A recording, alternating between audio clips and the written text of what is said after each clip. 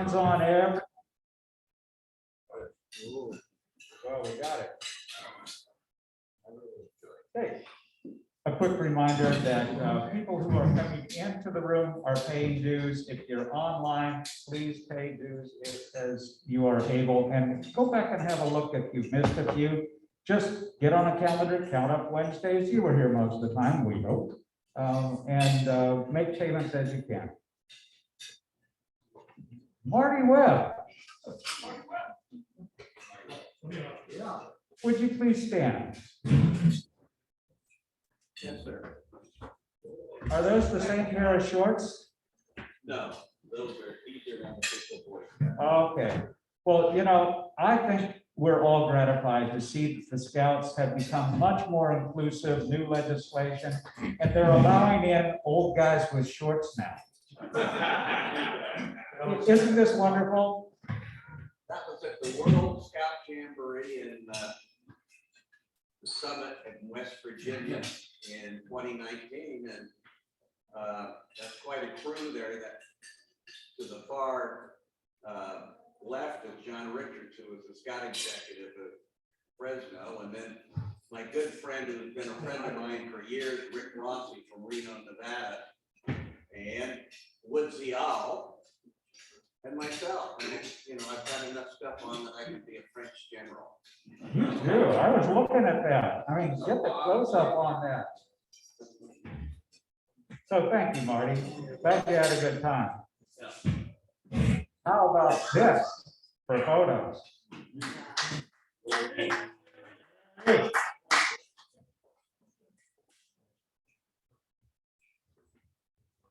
No, this is the third year I've been watching the Peregrine Falcons out at the coast. Last year, 2 years ago, they had 2 chicks. Last year, only 1, and they're making up for it this year. There's 4 fledglings out there now, and I had to pay them a lot. I had to give them an extra seagull to eat, so they would pose for me in that picture on the right.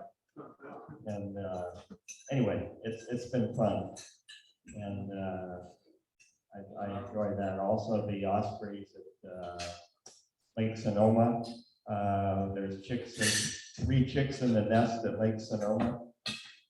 That nest is right by the bridge as you're going on as you're heading out. It's right at the beginning of the bridge on top of the high pole. So check them out. All right.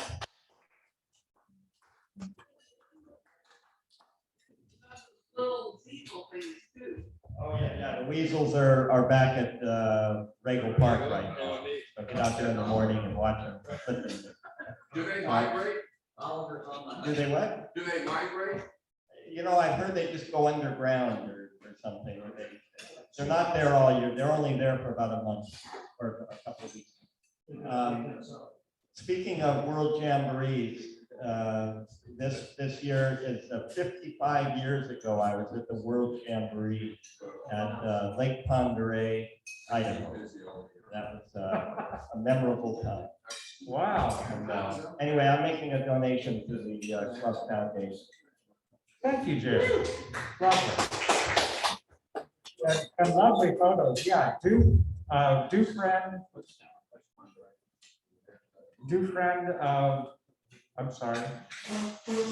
Jerry online. You can find him on Facebook, and you can see these photos. And he does have some fabulous photos on there. The weasels were. I had this up and then went, oh, weasels! Everybody loves weasels, right? Except gophers. Here's an event. So Bob and Wayne and I were at this event, and here's our graduate. Wayne, you want to tell us a moment about our graduate, our student of the year? Sure. So he was one of our student of the month, and I think we all met him here. It's Scott, what's his last name? Gilbert, yes, Scott Gilbert. His family owns a business, I think, in Roanoke Park, where they check out vehicles for smog and that. And he's interested in going to the JC and getting a business degree. And then he's going to join the family business and help run that business. So the graduation class, I think they had 67, something like that. Yeah. Which was a pretty good number for Laguna. It was a perfect day. And they had a kind of a shortened graduation compared to some of the other ones that I've been to. So it was really nice. It was kind of sweet. Not so many dignitaries, speaking about whatever. But it was really a nice day. And it was a short graduation. They had two speakers. Scott was actually one of the main speakers that told a little bit about his experience at Laguna. And sometimes they're pretty tear-jerking, but this year it was actually pretty long, but it was a great day. And there were a fabulous number of graduates. There were 38, I believe, scholarships that were handed out at this event. It was really impressive. And look at the size of the audience. Yeah, seriously, this was very well attended and very heartwarming. And as you know, we have the Bruce and Helene Campbell Scholarship for Laguna students, where $1,000 was given from our club to Mr. Gilbert so that he could do well in school. How cool is that? And then there's the Duffers. So I see Nick, I see Michael, I see Bill, and I see Joe. Let's see them now. How'd you do up there? We survived. Against inclement weather conditions. We had a wonderful time. Didn't play particularly well. We got the 4-way test award. But that's right, we got the 4-way test award for counting every stroke. And I think each one of us, this was a fundraiser for Rotary Youth Exchange, district-wide golf tournament. And each one of us has at least one stroke that they can look back on with great pride. Absolutely. And judging by the turf next to where you were standing, you had plenty of strokes. Well, that's just a tee block. It's supposed to be that way. Oh, okay. I thought you were hunting for gophers or birdies or something. We were hunting for birds. So where was it? Oh, I'm sorry. This was in Arcata. And it was very wet, about to be, and then finally it got to be wet on the backside. But it was a wonderful time, very fine event. We're hoping to move it into the south part of the district an alternating year. So maybe this next year we can organize it. We'll have this district-wide tournament supporting youth exchange here in the southern part of the district. That's fabulous. You guys traveled a long way. This is the second time you've done that in this Rotary year, and your contributions to the youth exchange program are very admirable. Thank you for that. And talk about good times. If you were there, put that hand up and say, yeah. Was that good? We went up to Healdsburg. We went to Lo and Behold. And Terry, do we get a piece off the action? Because I saw a lot of bar stuff going through. I saw a lot of people eating dinner. I think it's more altruistic. Oh, You had a good time, good feeling, that's what they want. we were mixing it up with the Rotary Club. I think it's the Morning Club, Healdsburg Sunrise. We mixed it up with those guys. You see George Dutton in there? There's George Dutton. Former member of our club. We should get that guy back. At any rate, we had an awesome time. A lot of people showed up, and it was great food, by the way. Lo and Behold, that's a restaurant to go to. You gotta get there and make reservations because it gets cooking. There's an outdoor patio, so it's good for even guys like me.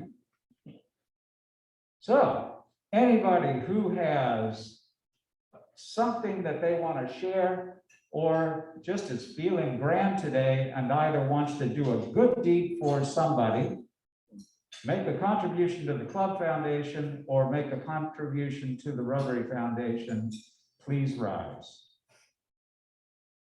3, 2, 1.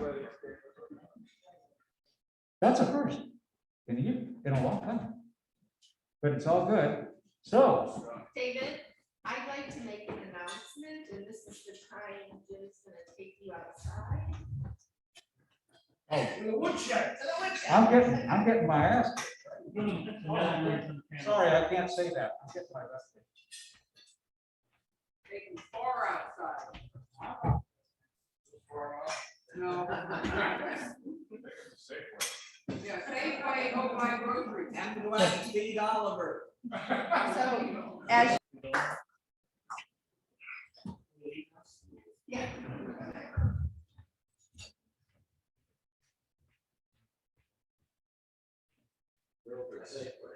You're Safeway, buy groceries.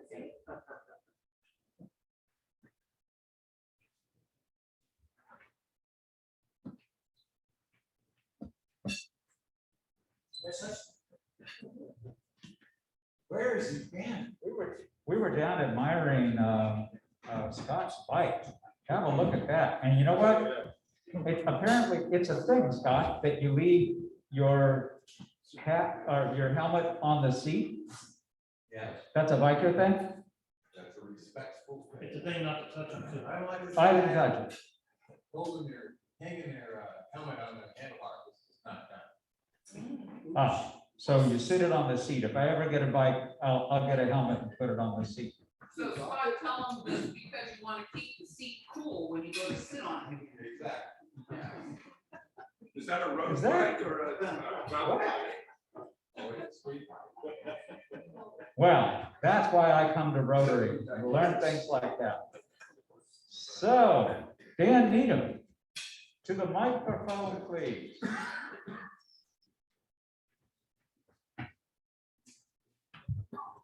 So we are working on pre-funding our next year's budget, and I have to say, our club members are incredibly generous.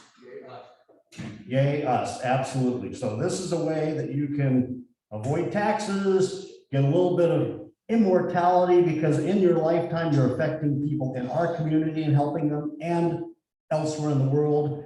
And we leverage that money by getting district matching grants, international matching grants, and have pretty much no overhead. This is about the best charitable investment you guys can get. And we've had so many people be so generous so far. And I'd like just to thank everybody that's it and see if anybody else wants to step up today or can contact me, and everyone will get a personal phone call too. And we're happy to put us down at $1,000 plus. Thank you so much. Really appreciate it.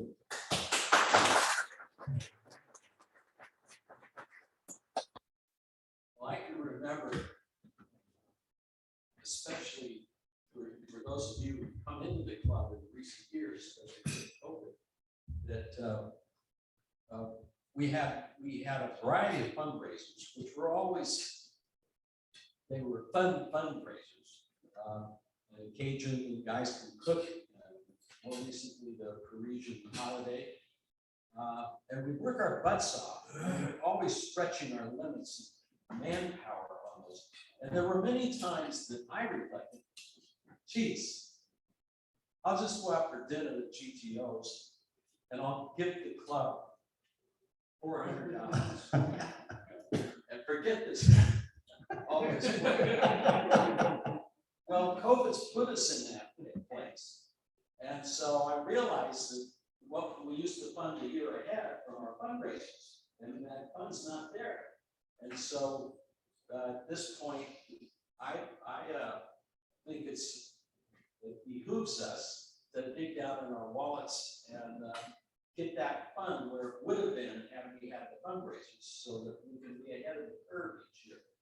So 2 weeks ago, I gave, I said on mother would be 125. And I was off by 10 years, she's only 115. And so I pledged that amount, and I'll double that to keep us rolling. Thank you so much, Rod. That's very generous, and I appreciate the sentiment. This is to have us leap forward and not just have a Band-Aid on our COVID year, but really for starting our second quarter century as a Rotary Club in a very strong position. This isn't going to be an every year thing.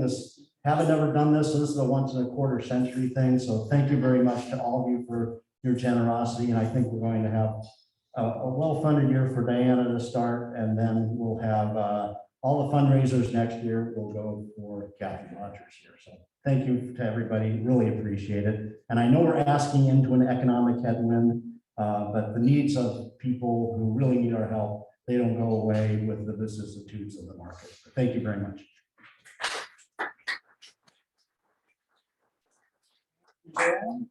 Thank you, Terry. Thank you, everybody who's been making those contributions. So, good news. We've got 2 host families already for our exchange students. Yeah, this is going well. There are flyers, I believe, yep, at the back table. If you want to work on the 3rd host family, the 2 host families both have teams, and they're really excited. One, and this is the first, out in Guerneville. The other, right here on Pleasant Hill Road, the teens brought home flyers and said, I want to do this. And the families are not starry-eyed sort. They're clear, nice families, great placements, really excited about it. And there we go. Oh, back to this. Rotary wants to make sure that we do a good job when we are being with the exchange students, that we are protective of them. There's a small process that you go through to be a volunteer, and then you can check that student out and say, let's go to the Giants game, let's go to the coast, let's do things, come on over to my house, I'm having a family dinner. That sort of thing really makes that child basically the child of the entire club. So think about that, and I can get you to sign up. It's easy to do. David? Yes, sir. I've gone through it, I can explain it. There's the state senate lacks some clarity on this issue, because here's the thing, you have to take either a 2 or 4 hour course on the state attorney general's website, depending on what you're classified. If you're, I quote, administrator, which means. It's a little different.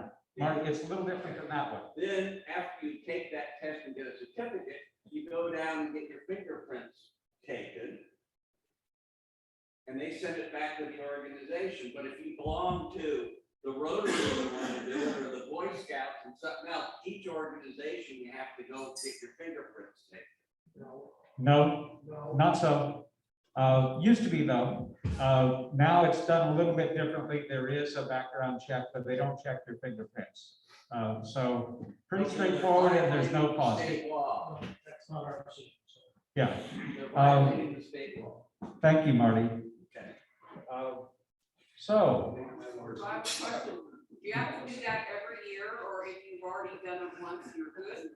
I think there's a renewal. We can check and see if you are current. It lasts for a while. I think it's 1.5 years.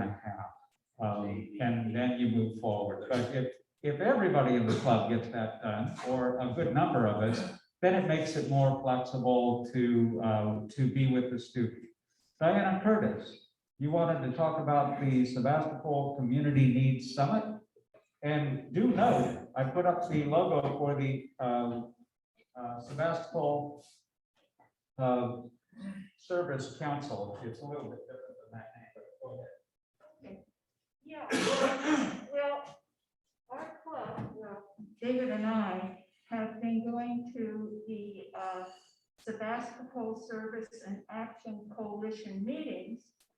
And we are having a community needs summit for 2022. We did it last year online. It's going to be 3:30. We're going to need some people for setup. It starts from 4:30 to 7 o'clock. And what's going to happen, it'll be over here at the high school in the cafeteria for some speakers for the first 30 minutes. And then we'll all be outside at tables. The high school is going to be setting up the tables for us. But we do need volunteers to help. We would like to, our club would like very much to have a table at the summit. And it's a great place for us to let the community know what we do.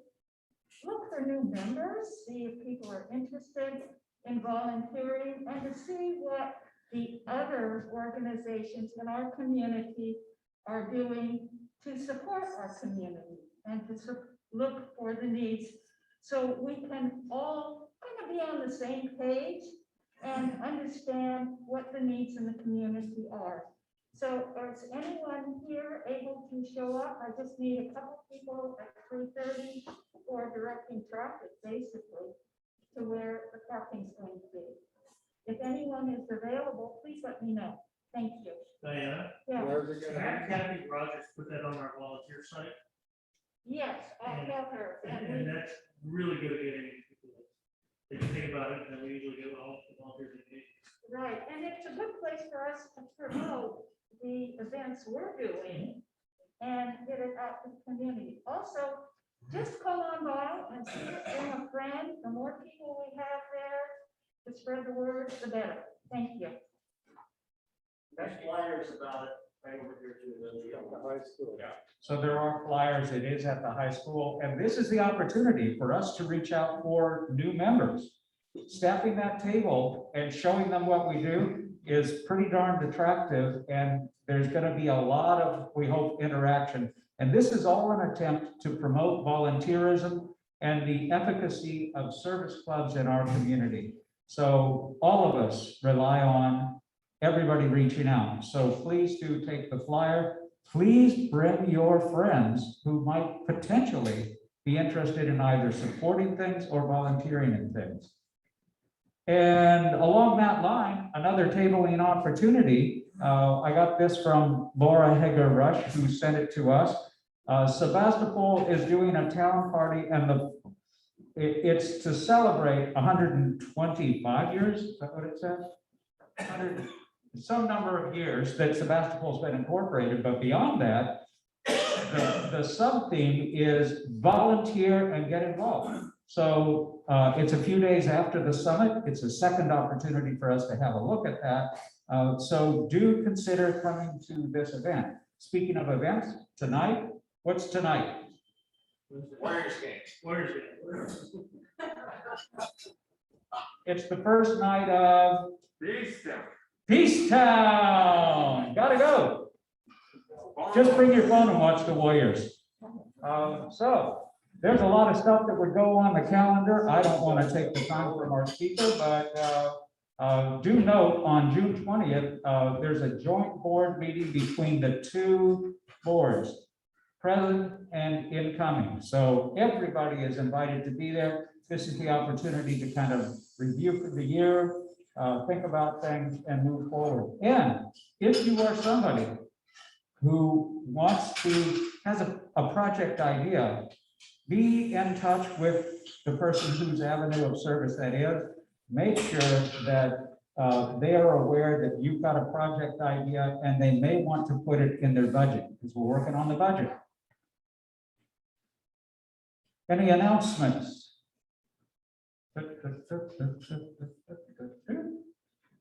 Next week's program presenter is Phoebe Golden, Civic Spark. She's a Civic Spark Fellow with the City of Sebastopol, Northern California region, and Casey Shea is about to be introduced. Come on up, Wayne.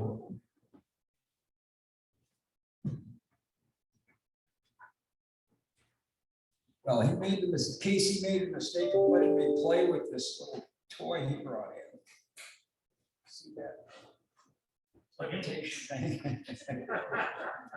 I'll let him tell you about it. I broke it, yeah.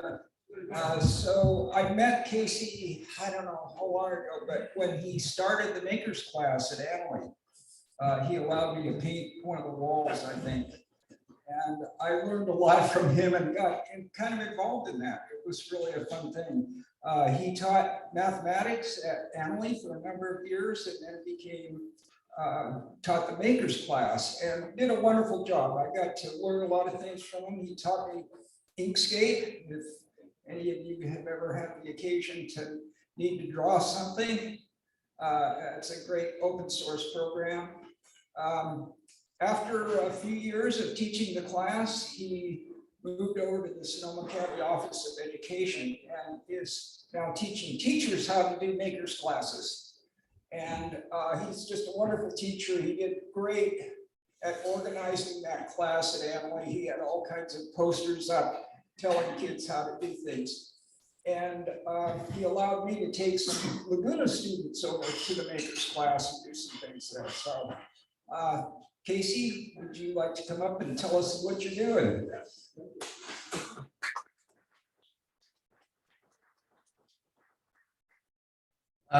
Thanks so much for having me here, and thank you, Wayne. As I remember, you were actually unclogged a sink too. And at some point you said, I can do a few more things. I've got a few more skills than this, and that started a conversation that was certainly fruitful for me. And the Rotary clubs, the Rotary clubs in Sebastopol, people in this room. Marty gave me my first job as a math teacher back near the turn of the century, so thank you for that. I probably wouldn't be here if not for a lot of the help from people in this room and from the organization. So thank you so much. It's a great honor to be in front of people, right? It's been a rough couple of years. So I'm glad to see that you guys are all together. And again, super grateful that, to get a chance to talk to you about something that is near and dear to me and I feel like is making a difference in the lives of kids.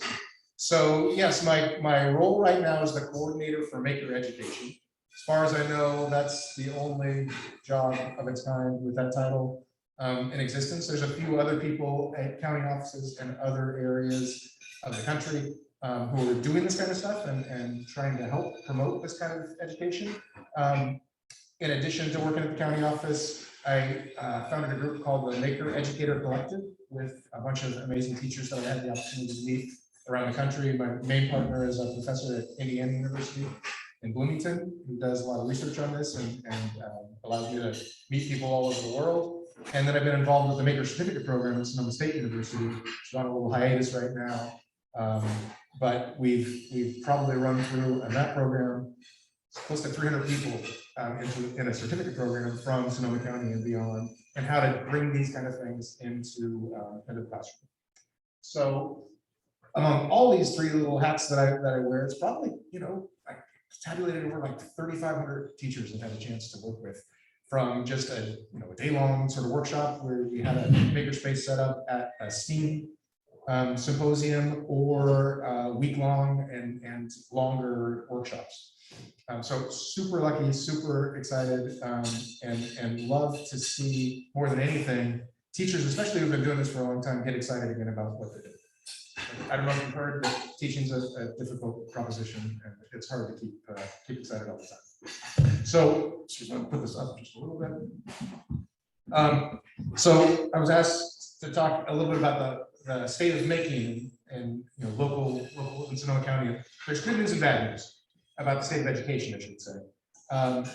Too many students' school experience looks something like this, right? Their engagement level is they're just getting through it, right? There's formulas on the board. The job of the teacher is to cram a bunch of information in their heads for the time when either they have to take a test, or maybe the time where they can pull out that piece of information, these formulas, these procedures, and solve the problem, right? Just in case you ever need to use this, we're going to give you all this information. And there is some difficult to read, but really important data that's out now. The Youth Truth Survey, is that something that is on your guys' radar at all? If you're interested in education, I think that this is like I said, sobering bit of data.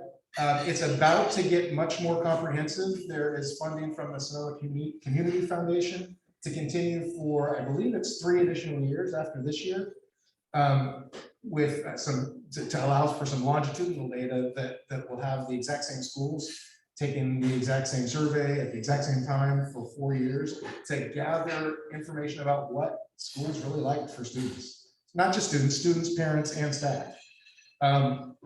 It's been going on a smaller scale for the last several years. This is the most current data, and I don't know if you can see it very clearly, but it doesn't paint a pretty picture of the student experience in terms of how they feel about engagement, relationships, culture.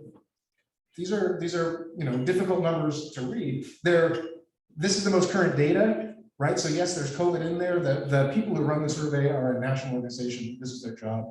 People who want to talk about data validation, there's people that can talk about that much better than I do, but they have sort of adjusted things for COVID. There is indication that stuff like culture and relationships has gone up significantly, 23 and 25%. That does reflect the fact that kids were back in school, right? But there's, I guess, without belaboring this data too much, there's definitely a lot of room for improvement and engagement. And then way down there at the bottom, for high school, that college and career readiness number is one that breaks my heart and makes me wonder what, makes me realize that there's a tremendous opportunity for us to work on those numbers. So, yeah, so this is the 4-year data for the schools that have been part of the survey, and it's moving up, right? Things are moving up, but there will be a lot more data available. Like I said, over the 4 years, you can look at this website, and I think you'll have access to the slides, and I can send more information of the thousands of things I'll talk about here in the next few minutes. This has data that's aggregated by elementary, middle, and high school. And like I said, there's separate or similar surveys that are given to students, parents, and staff. You, as a public, it's not publicly available to look at like individual school data, but schools have this data. And at our office, we're working with presenting this data to staff and school communities to, again, have that honest conversation and look at what the school experience is like for students. I believe, and the people that I work with at the Sonoma County Office of Education believe that we can do a better job for students. And I know you guys do too, in terms of the work that I've done, the support that you guys have provided for students of all students in Sonoma County, Western County especially. So I feel like that making is making a difference, right? And making, it's typical to see a look like this rather than the original one, right? This look of wonder. I brought a bunch of things, and I don't know, Wayne, if you just want to randomly toss some of these things out. This is sort of the current shiny object that I've been working on for the last year or so. And in fact, I'm going to hop on a plane and go to Pittsburgh to teach a bunch of high school teachers on Monday for a week how to integrate some of these things, how to use digital manufacturing to make these little, trinkety kind of things. But what they are is, these are examples of something called tensegrity.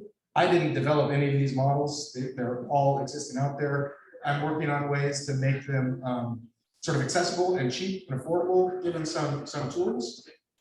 But they're all, well, I should start by saying, when I talk about making, and I understand Dale was here a while ago. Dale, I wouldn't be here if it wasn't for Dale. And from Dale, I got this idea of, if you look in the dictionary, there's like 17 definitions of make.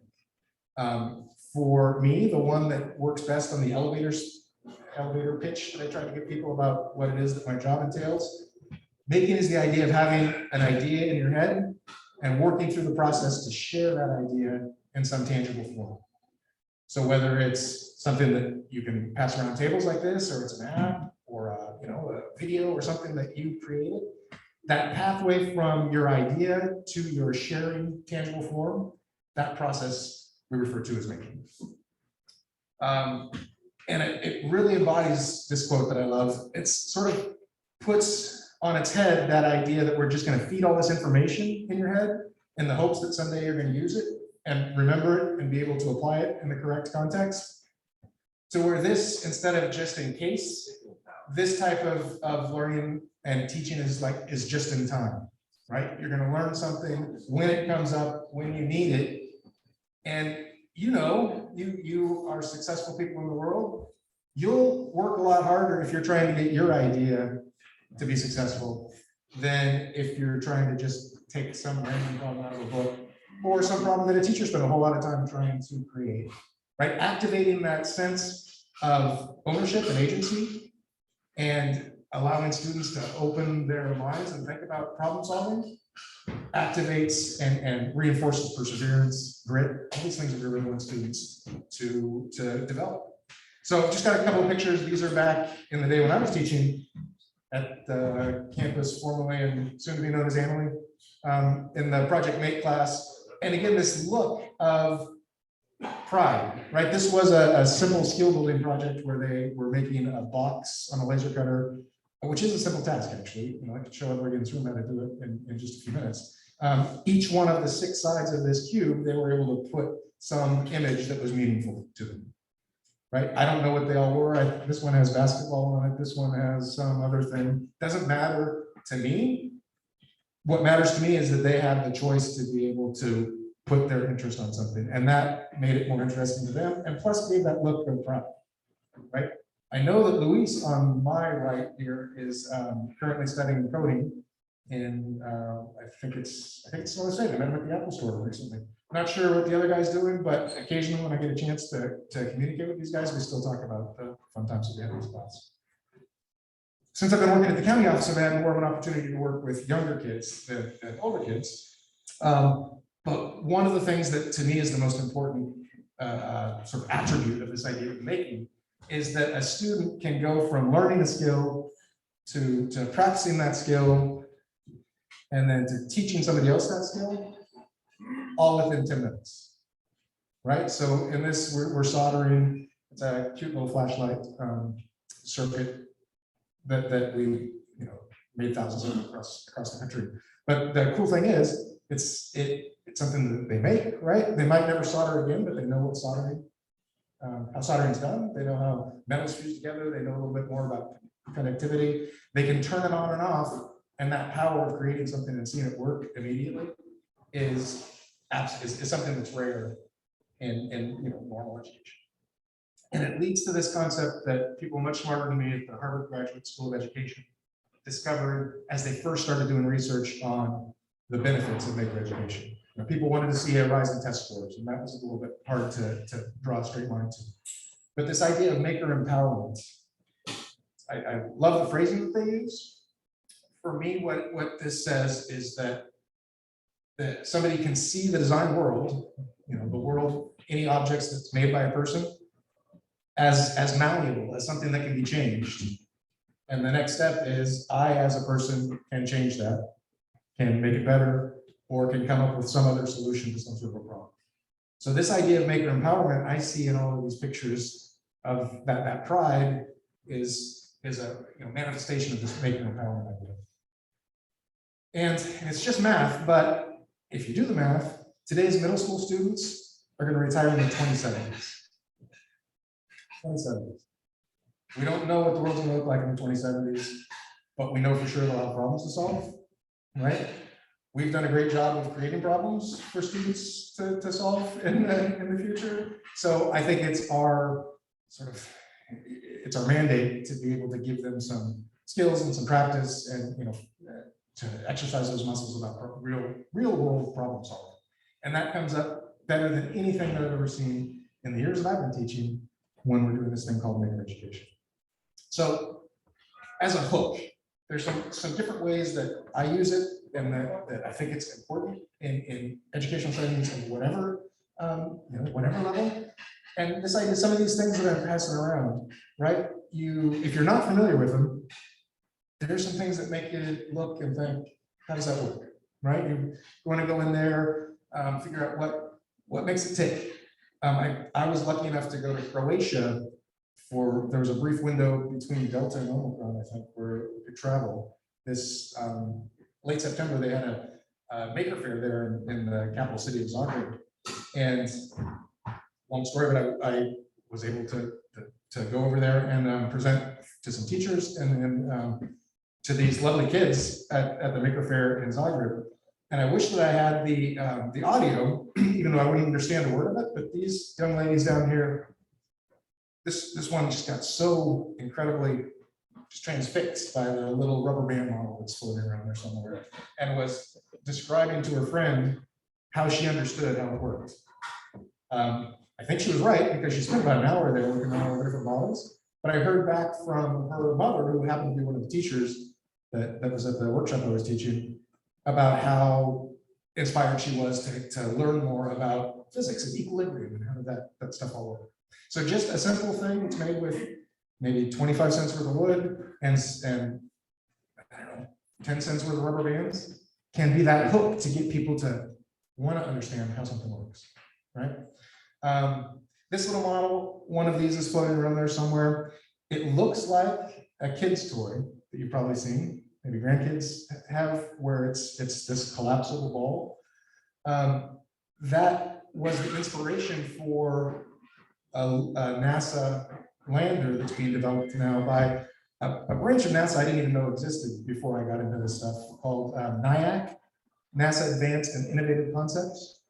Their role, their mission is to study things and build prototypes and think about things that won't even be possible for 50 years. So when the middle school kids start to retire, they're working on things to get a little head start. The one that I came across first when I found out about this organization was a lander for the liquid methane oceans on Titan. So a submarine lander to swim through liquid methane oceans. They're working on prototypes of that. Yeah, exactly, right? So this one is actually one of the engineers and scientists was playing with his grandkid with this little toy. And any of these things, not any, several of these things, like the one that's behind you, the rubber band one. Yeah, you can drop that on the ground. You can throw it up in the air and drop it on the ground. And it deforms, right? It bounces around, but it comes back to its shape. Obviously, this is rubber bands. These are titanium cables probably, but they can adjust the tension so it lays flat while it's in transit. Go ahead and wind it back up to where it's in its ball state. Drop it into the atmosphere, and typically these are designed for landing on places that don't have a lot of atmosphere, so a sheet isn't really that effective. It can take terminal velocity. I'll probably not show the video in this at this point right now, but if you look up Super Bowl bot, you can see some computer simulations and all kinds of cool things about how it can land. And also, these at the tip of these things, there's wheels, so it's the rover too. So it's both the lander and the rover, super lightweight. Who knows, 50, 70 years from now, something like this might be on the surface of some world somewhere. And if it fell apart, don't worry, it's paper clips. It's, this one's not going to outer space. But what I love is that this is something you can play with and break with no consequence, but it does point to something that the smartest people in the world are thinking about and working on. And it answers, at least in part, or at least it attempts to answer, or at least address a question that I heard when we were doing empathy interviews with graduating students several years ago when I first started the job at the county office, when we were trying to figure out what students needed, what would make their school career, especially high school career, more rewarding. And it sticks to me to this day. A graduating senior, honors, A-star classes, talked about her frustration with, especially in her later years in school, working on problems that had already been solved for 200 years, right? So how come I'm spending all my time I can't think of the word, sorry, actually, redoing problems, right? Confirming solutions that have existed for 200 years.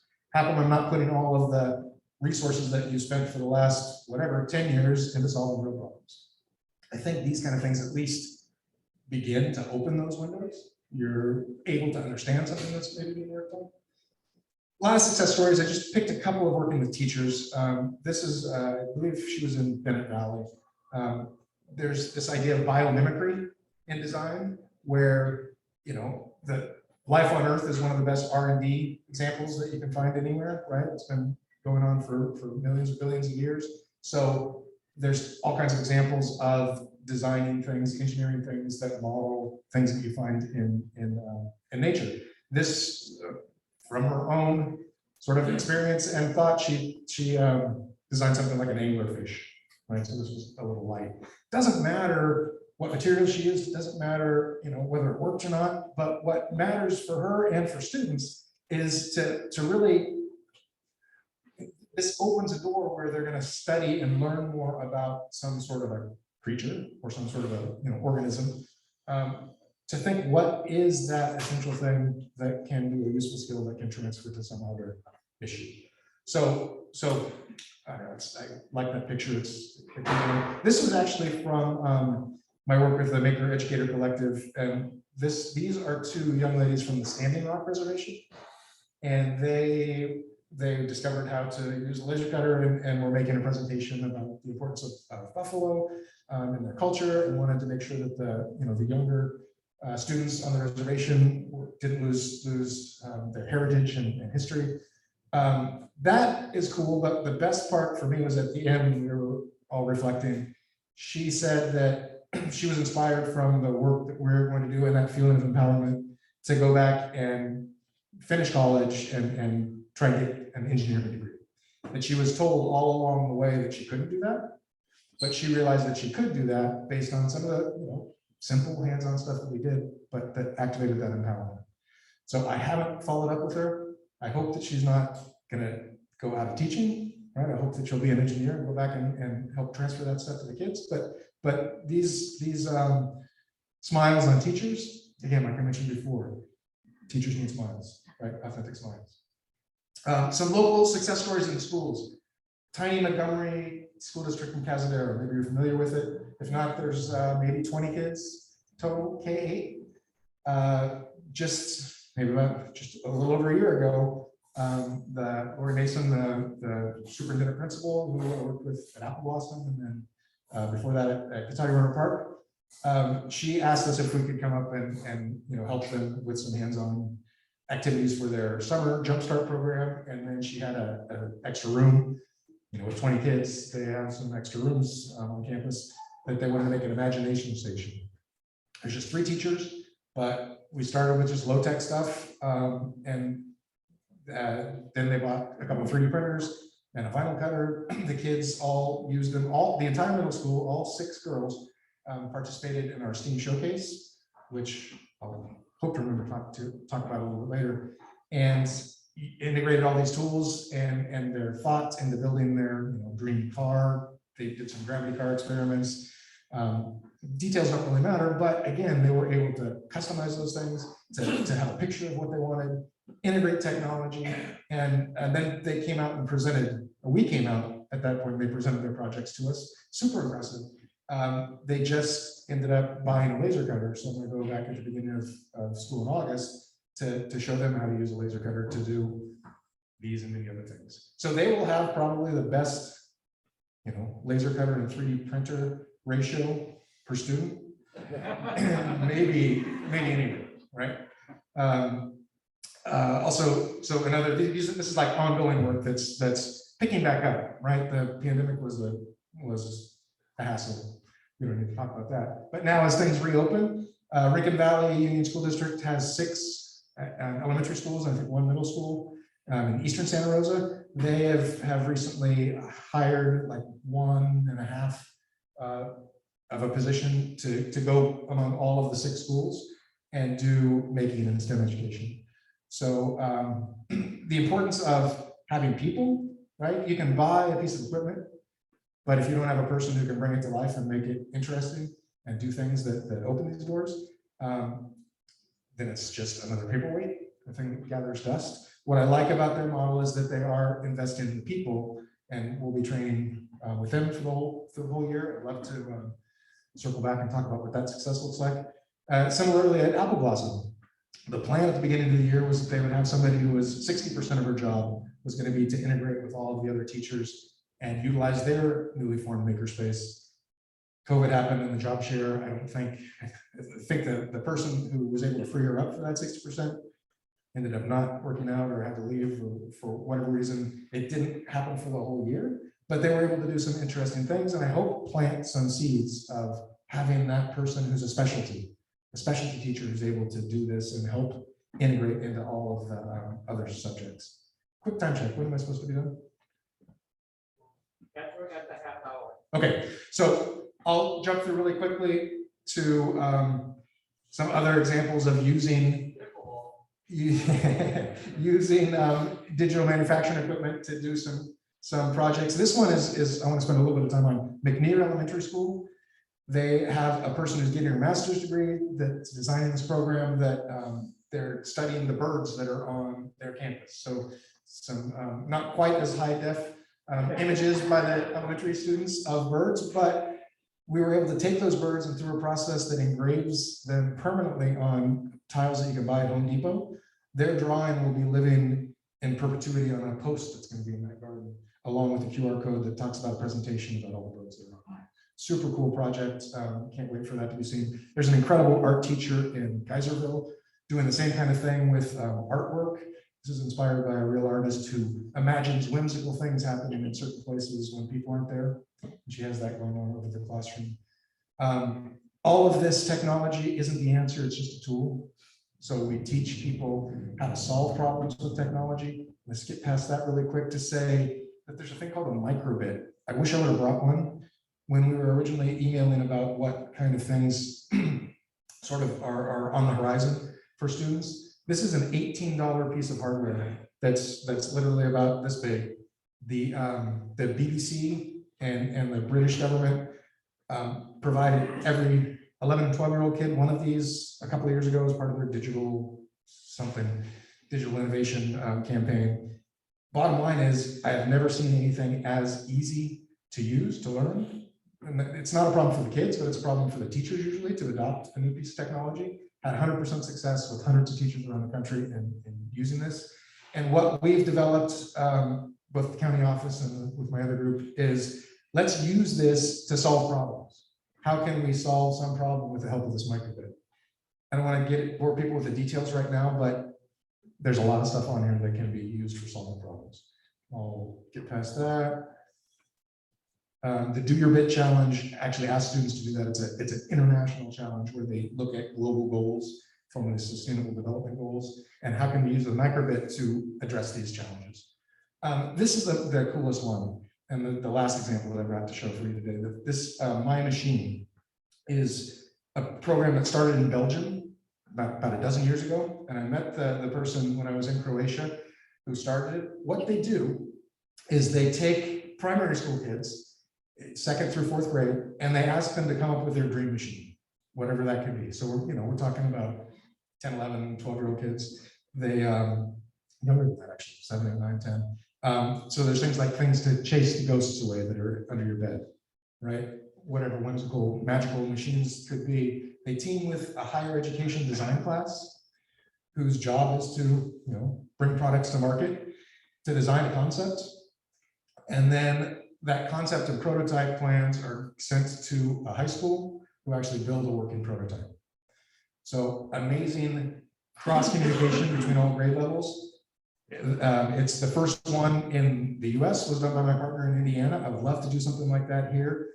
Lots of testimonials, but the best one that I've heard of is from the design teachers at the university level who say that it's the best training for the real world that those students can get because they get clients with unrealistic, dreams and visions that are impossible to work with, things that they're going to find when they actually get into the real world, right? Not these university problems. So you can find it on Facebook.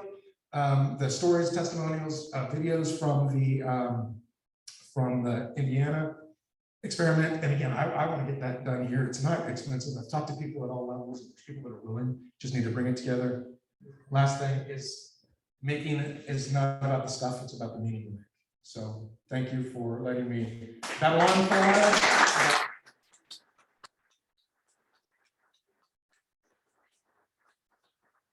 That was fabulous. How interesting. And what a wonderful thing that the County Office of Education grew from a half-time position in the 1960s to being able to support all of those districts out there. It's just fabulous that we've got a County Office of Education and you as a resource, an international resource for making and science and making education relevant to students. Wonderful. Thank you very much.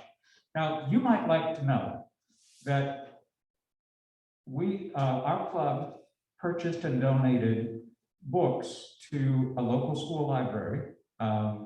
And that those books are all oriented, were chosen by the district for their orientation for diversity, equity, and inclusion. And we're going to endorse one of those books with your name in honor of your coming and being with us today. So thank you, Casey Shea. Fabulous. One more round.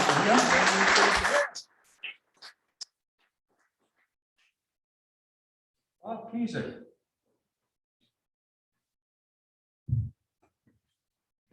A felon, a politician, and a religious man walked into a bar, and that is only the first. What was the? Do it one more time, Bob. A felon, Here. a felon, a politician, and a religious man walked into a bar, and that was only the first guy.